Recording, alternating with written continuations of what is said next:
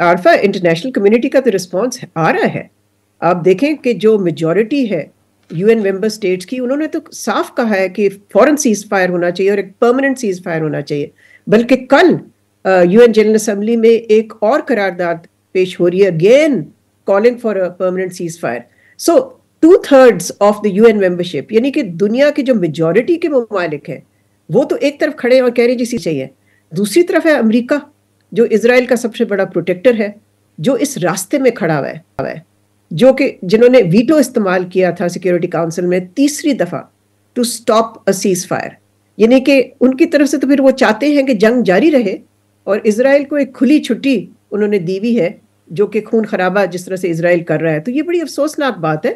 لیکن the international community میں سمجھتی ہوں میجورٹی جو ہے وہ ایک طرف ہے in solidarity with the Palestinians, in solidarity with the Palestinian lives that are being lost, اور وہ چاہتے ہیں کہ اس جنگ کا جلد از جلد خاتمہ ہو.